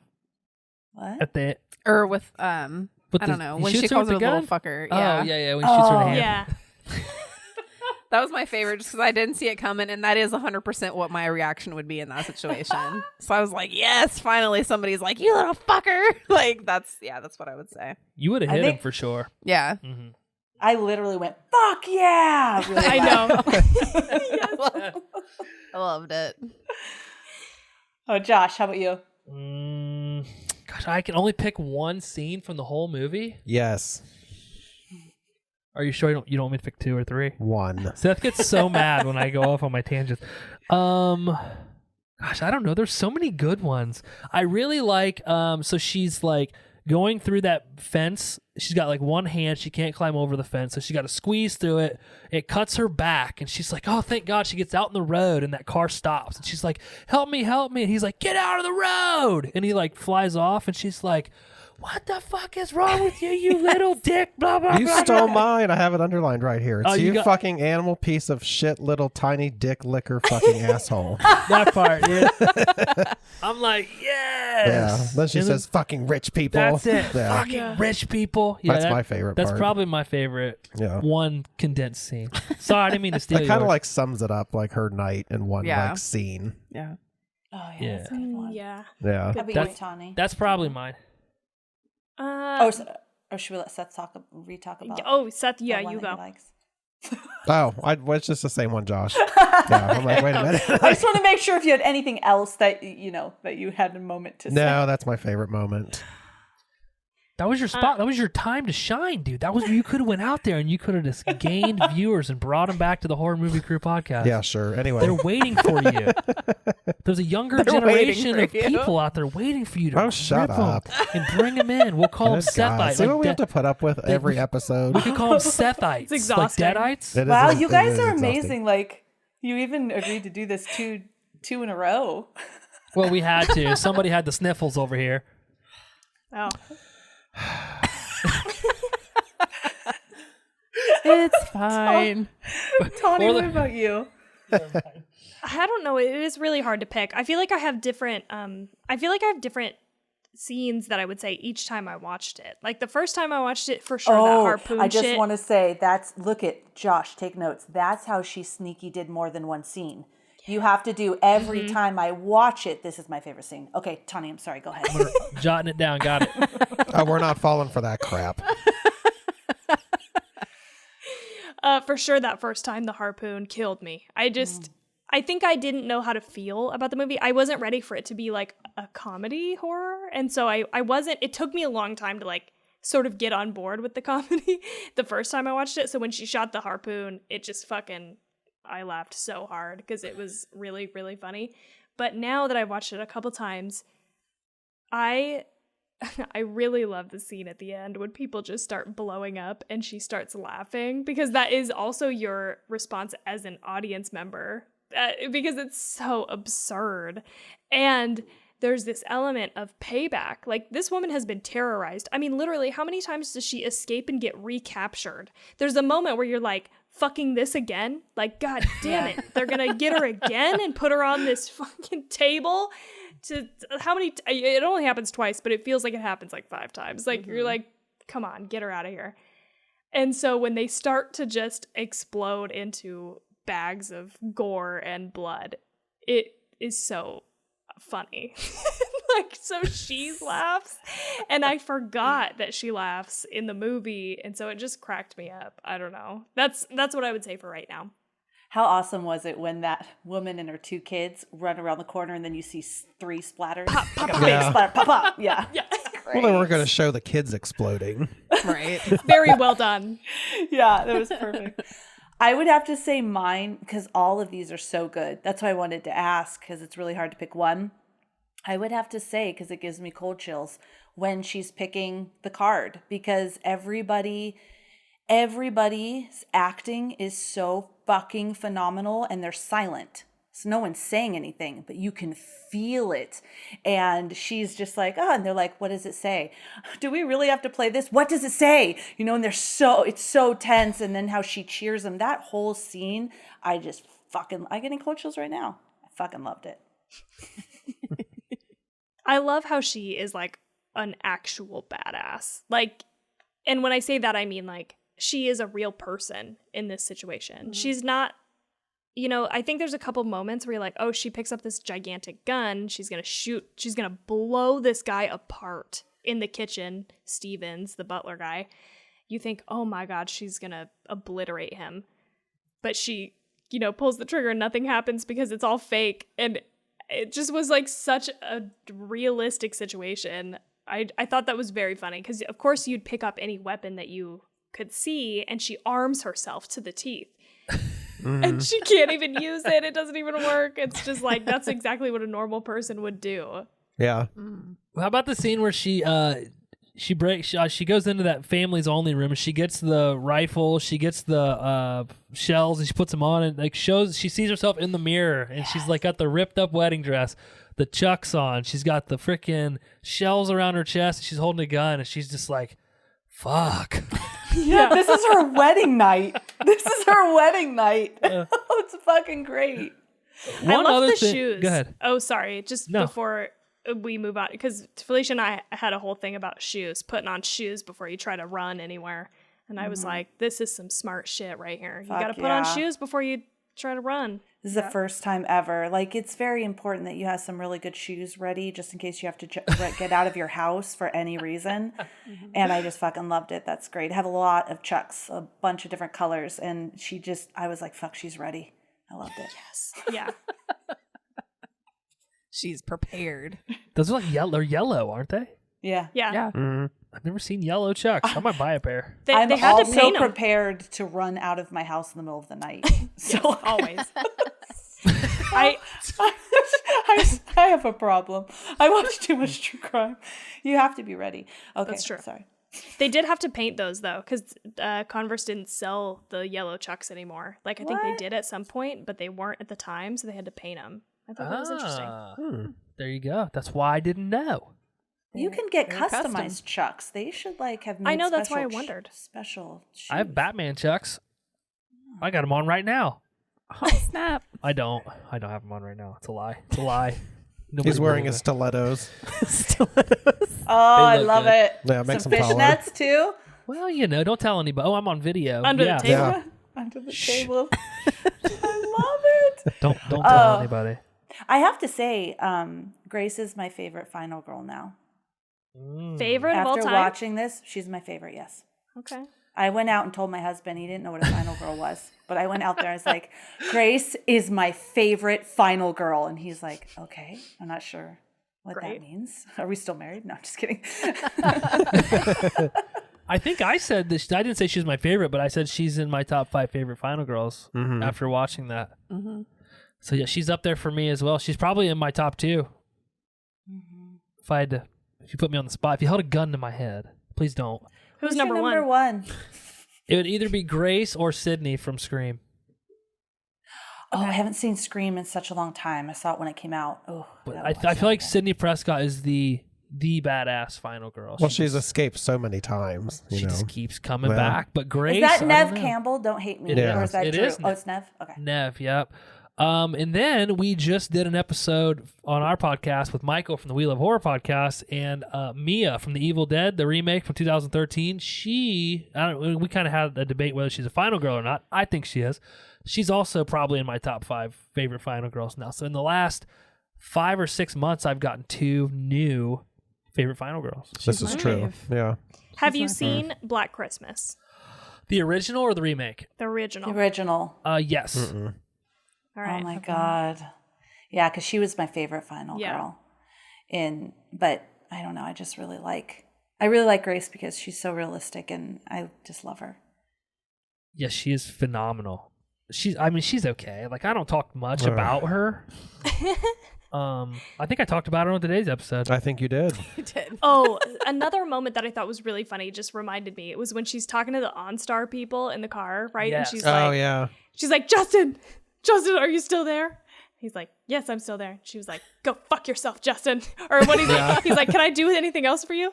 She's like, you can go fuck yourself, Justin. Yeah. Yeah, and he's like, okay, yeah, have a good. So in my day job, I do manage a customer support team. So when he was like, you don't need to be, cursing or whatever, and he's like, okay, yeah, you have a good night, like being all, oh my God, that was great. That was so good. Well, that's what I was actually going to bring up is that, like, every time Grace tries to get, like, logical help in this movie, or whenever she thinks that something you would go to as a normal person that you think is going to help you, like, it always backfires on her. So, like Daniel, she thinks, okay, I'm going to be able to reason with Daniel when he walks in from behind that door, and obviously she can't, but he does give her a head start. And then Georgie, the little boy, she's like, oh, okay, this little kid is here. Hey, listen, she tries to talk to him. He shoots her in the hand. The helper and the dumbwaiter, when she's the maid, she's like, I don't know what's going on. I'm not even a maid. And Mr. Ladomas just likes the way I dance. And she's like, yeah. Okay, well, listen, they're not after you. They're after me. So we need to. And then she's like, she's in here. Yeah. So, and then she calls the OnStar people and she thinks that they're going to help her. And then they shut the whole fucking car down. Like, every time and Alex at the end, like, she thinks all these people, logically in your brain, you would think, okay, these people are going to help me. Yeah. Every time it fucks her. She can't catch a break. No, not Like, at all. I love the part where she's running down that hall and she goes out the wrong door and she's right there in the hallway with everybody. Yes. And they're like, found her. It's like, oh, God. I was going to say, this is Can't Catch a Break the movie. That's what this is.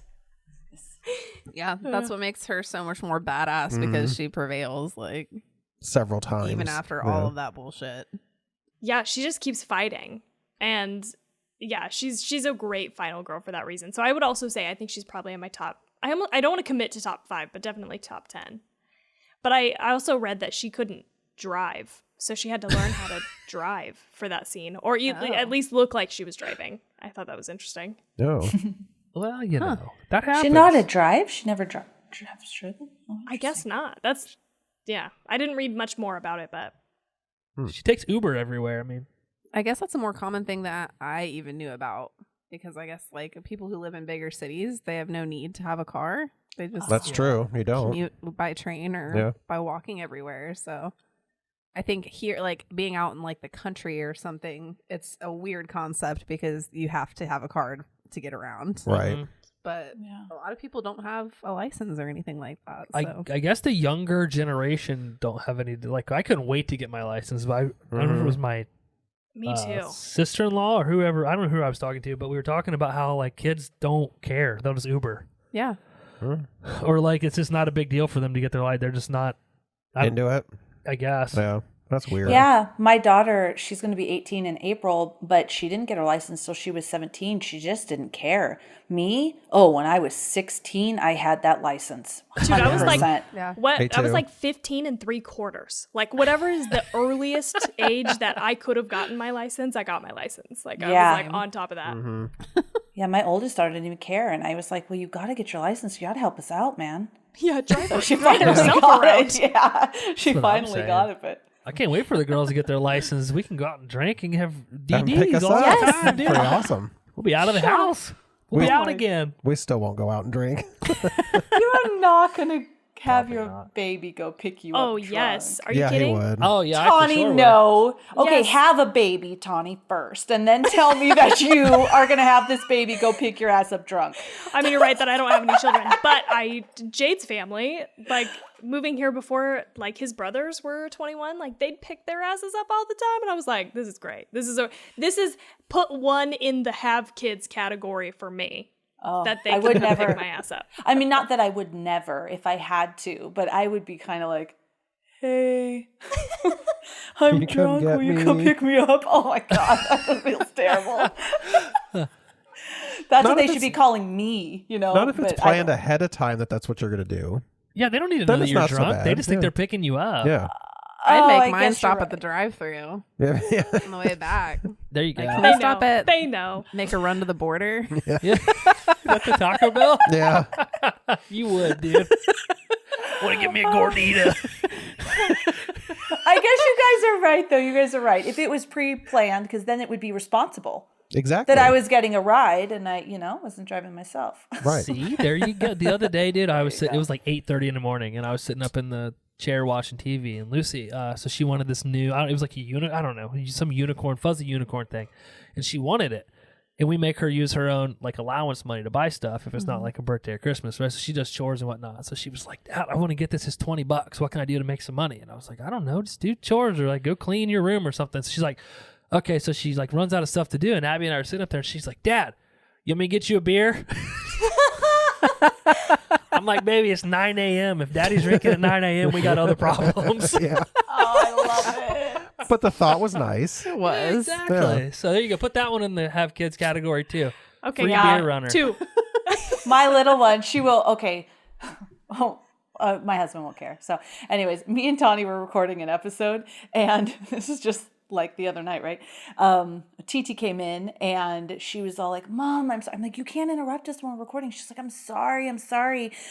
Daddy drank whiskey and he's sleeping and I want popcorn. And I was like, oh shit, because he's supposed to be watching her while I do the podcast. Oh man. I have one more thing. I just want Felicia's first watch opinion when Grace at the end of the movie, when she's doing that goat scream, when she gets off the table and she sounds like a goat. It's the best. Yeah. I'm glad Yeah, I we've don't know come how back else to to explain this. it. What were you thinking in that moment? So 100%, no lie, I thought, oh my God, she sounds like a goat. So 100%, I thought she sounded like a goat. I noticed it because it was like, right? And I thought, fuck, wow. It's just, to me, it seemed so real. It's just utter fucking terror. She wasn't trying to sound like whatever the appropriate scream would be if you were scared or in that situation. It was almost like she was just fucking letting it out. And this is what she was terrified. And I loved it. I thought it was great. And I thought it sounded like a goat. Both. That was my reaction. So Seth, can you do your goat scream impersonation, please? I was trying to look through my notes and see if I wrote down how it sounded, but I can't find it. It was pretty wild. I didn't think I could do it. It was like real shaky. That was terrible. It was scary, like kind of like an almost Yeah. like possessed Yeah. type of Yeah. thing.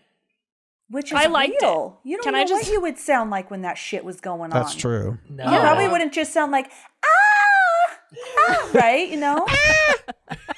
Totally.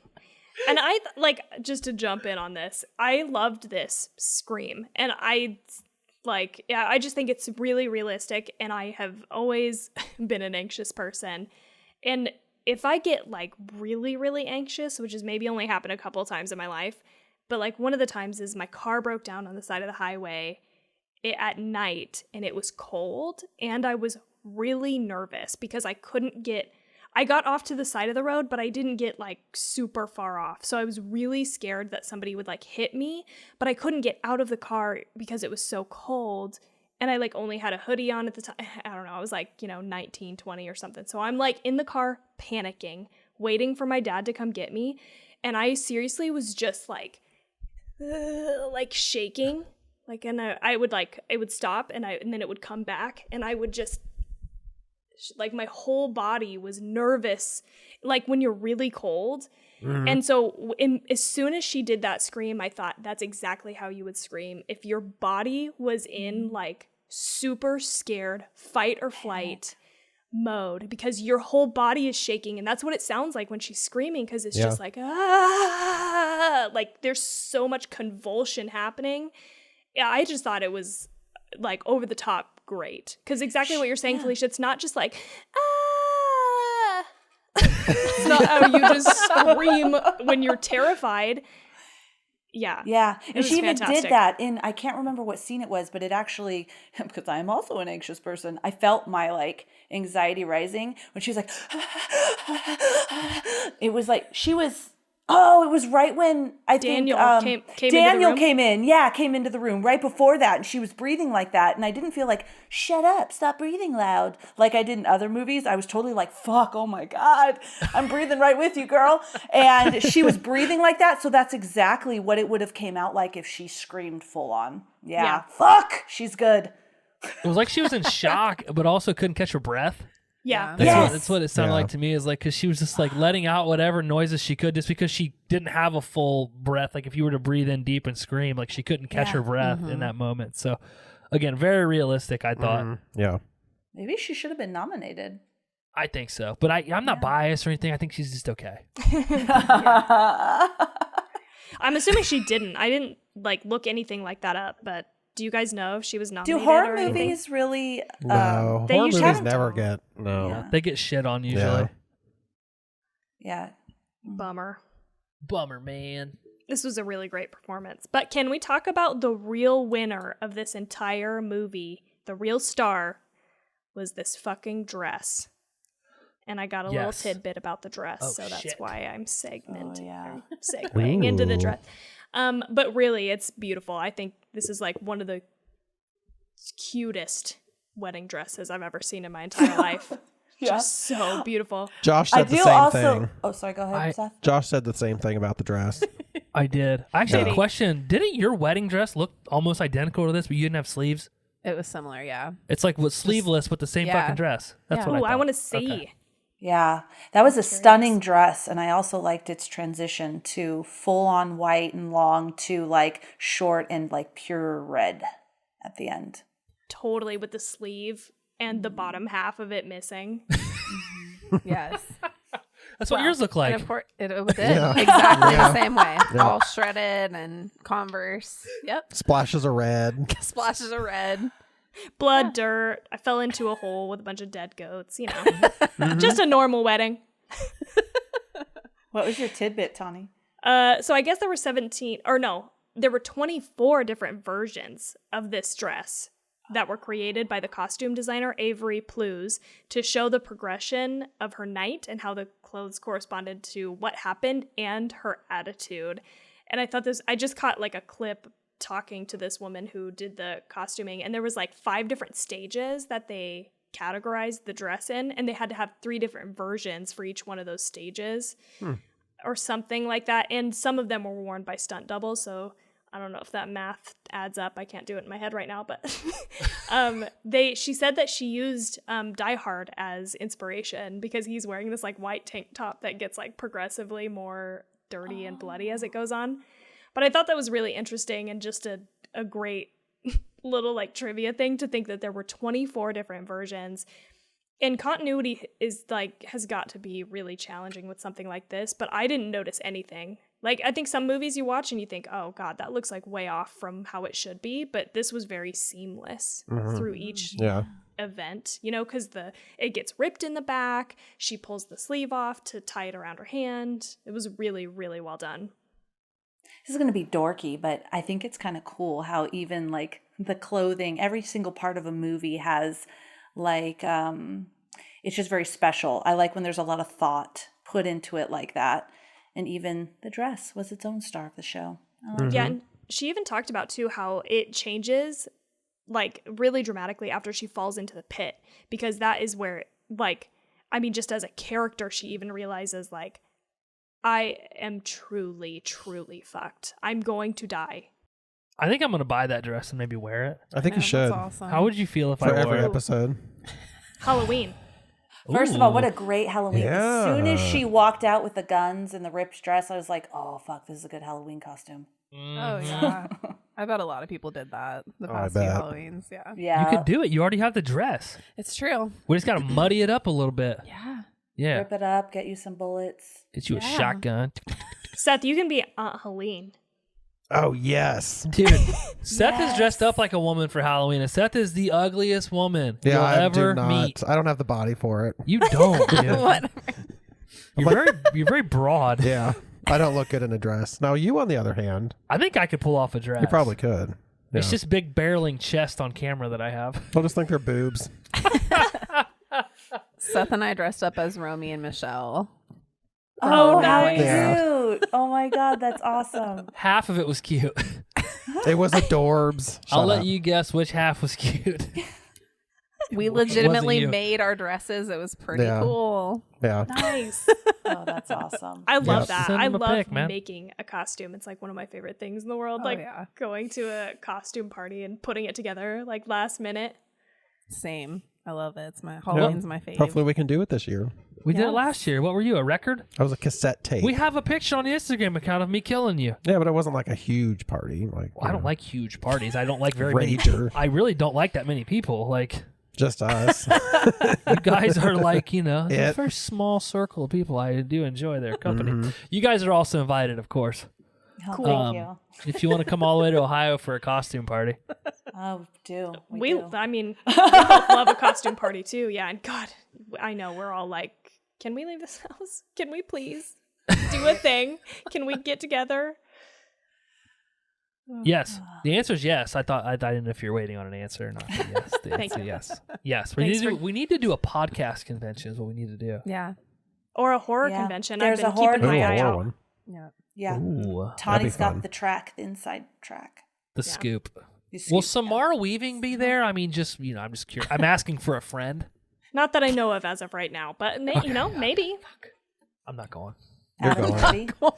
Yeah, Adam If Adam Brody's gonna Brody's be Is there, there. Adam Brody we're going to be there. there? Yeah. Well, if Adrian Brody's there, I'm going. Adrian. Shut up. Is there another Adrian guy? Or no, I'm thinking of Adam Levine.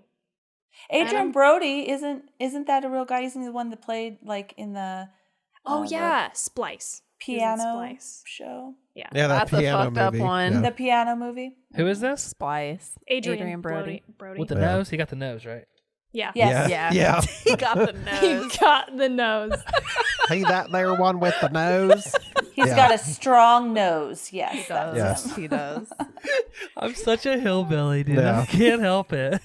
He the one with the nose. He's the one that's got that big nose, right?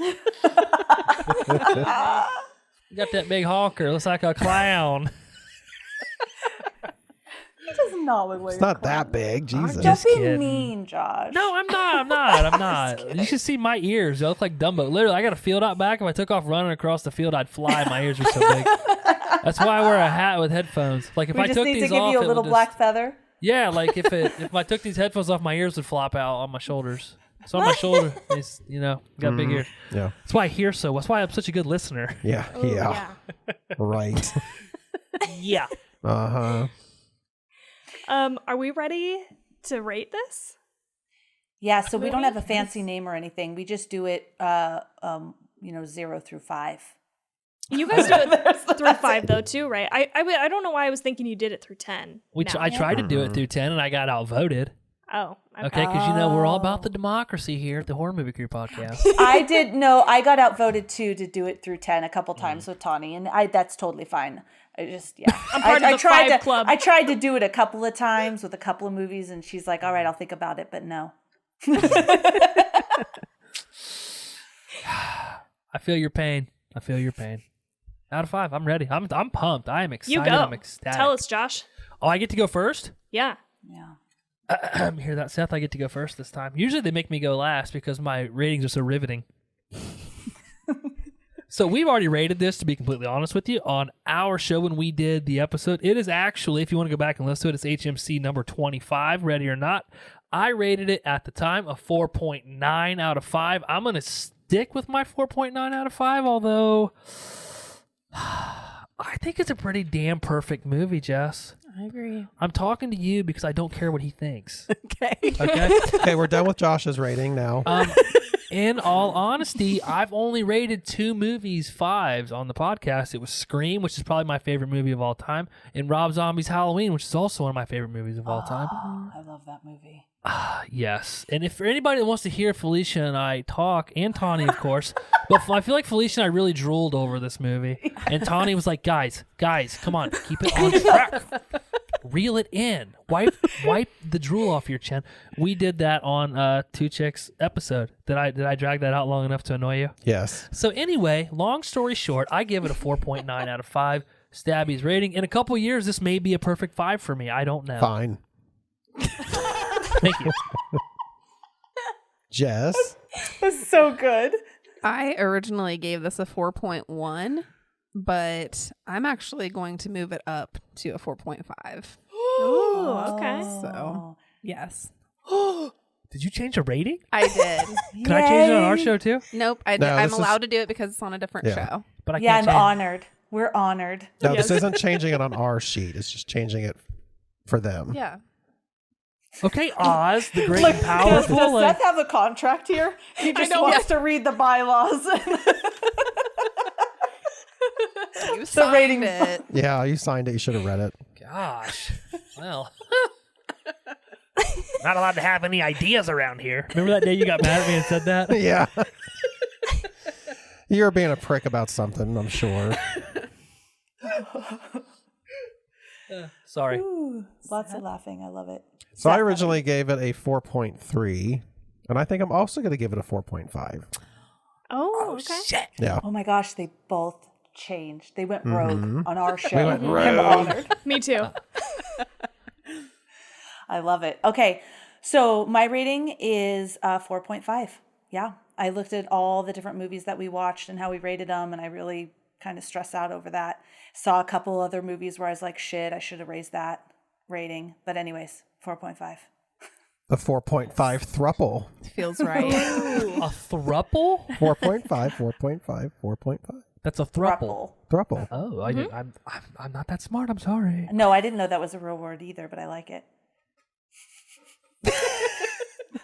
You will remain a thruple because I'm going to give it a 4, which is Bitch. the lowest of the bunch. It's really good for Tawny, though. I mean, that's a good score from Tawny. Is it? Yeah, Yes. Okay. it is. I gave As Above, So Below also a 4, and it's like one of my favorite, most recent movies. And I think that's on par. There were some things that I didn't love, like Aunt Helene is just, like I said, a little over the top, and some of the jokes didn't land completely for me. So, and I think maybe part of that is Ryan Murphy, who does American Horror Story, was one of the writers on the script. And I just sometimes he does things that are like way out of left field for me. And so I think that's why the only reason why I don't give it a higher score. But I really like it, and I think it's a super, super fun movie. So 4 is good from Tawny. It really Okay. is. Well, that's good to know. Well, I also gave Halloween, the remake, Rob Zombie's Halloween, a 4. And I love, love, love that movie. that your rating does not reflect that love, Tawny. I know when you upset. brought up Rob Zombie, I'm like, Tawny. Let's not talk about that movie again. Do you guys want to talk about just Rob Zombie in general? I mean, we can't. No. You hear his new album yet? It's very No. good.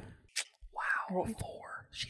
She hated it. She Oh, get hated over this it. movie. Yeah, they're gonna click off and be like, wow. No, I'm just kidding. Poor Samara Weaving, like she that goat scream, she just screamed her heart out, and she just got shit all over by Tawny. Oh my God. Wow. No, you guys. That's a good score from Tawny. He's being ridiculous. Ignore him. Thanks for backing me up, Felicia. Yes, of course. I'm just kidding. Dude, everybody, we had so much fucking fun. I had so much fucking fun. I had Yes. so much fun. Yeah, it was a good time. No, I had so much. No, I had the best No. time. Seriously, I had the better time. No. I had the most. I had the mostest. I had a seriously, I'm not gonna be able to stand up. I had so much fun. I swear, you added years onto my life with all the laughing I did and strengthened my smile muscles. I loved it. Thank know, you my cheeks so gonna hurt. much. My cheeks hurt you. too. Thank you so much for being on our show. Is this the wrap up section? We have a very serious wrap up conversation. Do you mind if we just go? We just feel that it's very important for everybody that listens to hear this. So can we do that real quick? Does our wrap up section? Absolutely. Yeah. We Okay. we you thanking ready? you, and then we'd like you to Oh, yeah. Wrap up. that up. Okay, well, we are going to wrap it up because it's very important to wrap it up, right, Seth? Yes, it is. That you should always wrap it up. Yes. Because if you don't Safe wrap sex. it up, You get diseases and STDs. that was it.